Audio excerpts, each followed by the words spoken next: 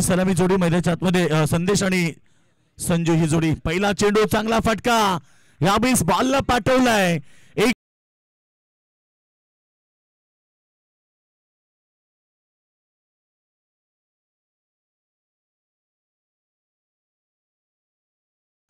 धावसंख्या पहिला ओव्हर सुरू असताना 11 धावा आल्यात। चांगली सुरुवात पार्टनरशिप करतोय चांगला फटका क्रिकेटचं मादक सौंदर्य कारण संघाला पेनल्टी लागेल।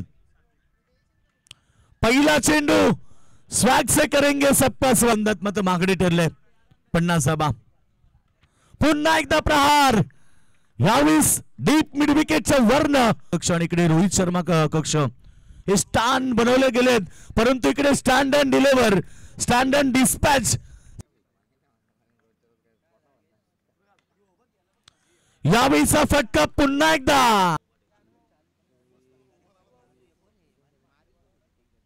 39 प्रतीक येतोय आणि यावेळेस मात्र चूक झालीये फिल्डरला